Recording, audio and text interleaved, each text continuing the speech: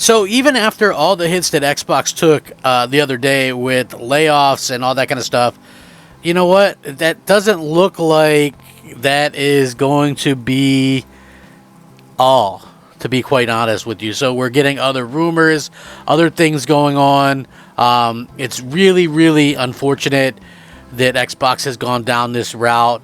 To be honest with you, it's understandable that people are kind of upset, and most of us really, really kind of just shocked by what they've done. But again, so right now there's lots of rumors that Ninja Theory could be next. There's lots of other rumors and things like that. According to this came out the other day as well, right after all this news. Perfect Dark and the coalition in deep shit.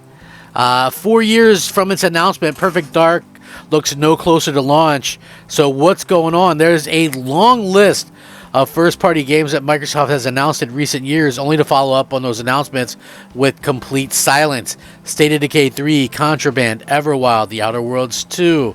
Obviously, there's a lot more than this.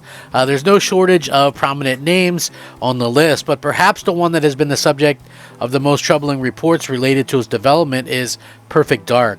When Microsoft announced in 2018 that it had established a new first-party studio in the form of The Initiative, many instantly speculated that the studio was working on a Perfect Dark game. So when a reboot of the franchise was officially announced at the Game Awards in 2020, fans were, very excited. Since then, however, things have looked very much dire. In recent years, almost over 4 years have passed. Perfect Dark was announced not only to have no additional official updates on the game, but details have emerged on the development and haven't painted a very good picture of the early years of development. Even though it looks like Perfect Dark began to come together as a game behind the scenes over the last couple of years, all signs indicate that it's still quite a ways off from launch. So again, Perfect Dark has been in trouble for pretty much as long as it existed. Back in 2022, a VGC report revealed that the initiative had hit significant roadblocks in the form of mass exodus of talent from the studio. At the time of the report was published, around 34 people had departed from the studio over the last 12 months, many of whom were core members of the development team across multiple disciplines. So the report also said the wave of departure has been brought about by a number of issues, chief among them what many of those who had left felt was a lack of creative autonomy. The report claimed that studio head Daryl Gallagher and game director Dan Newberger, who would eventually also leave the studio, had exerted strong creative control over the project, leaving many frustrated. Another major point of frustration among staff was lack of progress, with many allegedly feeling that the development of the game had been moving extremely slowly. So they bled a lot of talent and things like that. So then they brought in Crystal Dynamics, and they weren't the first co-development partner that they worked with.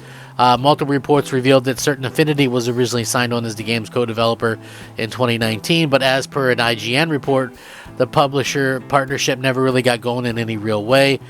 Project leads at both studios often clashed with each other on how to move forward with the game, and those at Certain Affinity often ended up feeling mistreated. The rocky relationship between the two studios was apparently at least partly responsible for the slow progress the game saw in the first few years of development. By the time Crystal Dynamics came on board, most of the work done on the project was deemed unusable per report. Though a vertical slice of the game had been developed, it was described as a mess. While on top of that, the initiative had also made a decision to switch to Unreal Engine 5 in order to leverage the toolset of more advanced technical capabilities. As such, 2022, Perfect Dark was rebooted once again, with very little of the work had been done up to that point being used for the project in its new form, and with Crystal Dynamics allegedly taking the reins as the lead in all but name.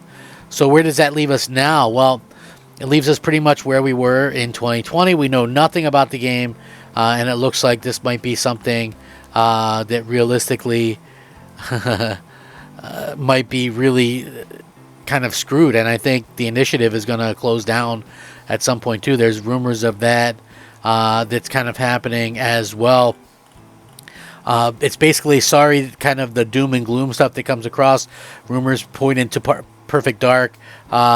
Jeff Grubb over at Giant Bomb, who stated yesterday that based on what he's heard, the game has been in a rough state for years, and it still sounds like it's in a very rough state. He said, and I quote, "I've been hearing more and more. Been hearing for years that Perfect Dark is in a rough state. Sounds like it's in a very rough state, and it doesn't sound like it's coming together in any way since then, since it was first announced, and like Crystal Dynamics coming on board to come on and help and things like that."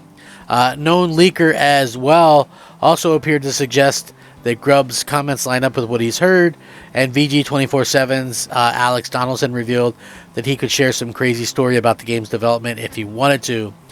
Obviously, these are all just rumors, and we don't know what's going on in regards to Perfect Dark, but I would say that if we don't see anything on it at this E3 or whatever they would call it, then I think it's pretty obvious what's going on. You know, I mean, you clearly have to have something happening behind the scenes for a game not to come together. Like, you know, and I don't want to sound like a dick because I know people will take this the wrong way. Microsoft's policies, their hiring policies, they don't really care if you're the best at your job. You just have to fill a quota, you know, and that's really unfortunate because you get piss poor leadership that way.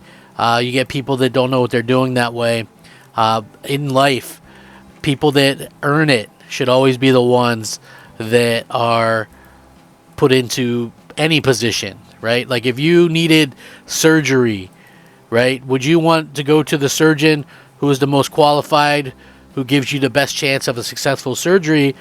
Or would you go to the surgeon who was hired based on filling a quota for gender or race or something along those lines, right? So I think that, you know, and you know what? I feel like we're sort of past this time where everybody's going to say that you're racist or you hate this or you hate that. It grows old to me. I don't care what people consider me. You know, people have been saying that stuff for years as an argument, but I don't think it's really much of an argument. Same thing with, like, if you're going to fly in a plane. Do you want the most skilled pilot, or do you want the pilot that was hired based on, you know, their gender or race, right? Like, to me, it's a no-brainer, but maybe it's not to you. But I know for a fact Microsoft's hiring practices isn't for who is the best at the job. And, you know, that's unfortunate because I think that could be having a lot to do with why they have so much trouble with developing these games. You know, you just got a bunch of people who don't know what the hell they're doing. They have no strong, real strong leadership at their studios, unfortunately. And, you know, I feel bad for Xbox players, to be honest with you. So let me know what you guys think. Sounds like we could be seeing more closures. And it doesn't sound like we've seen the end of the canceled games either. So let me know what you think. Rack 'em up. Crap Gamer out.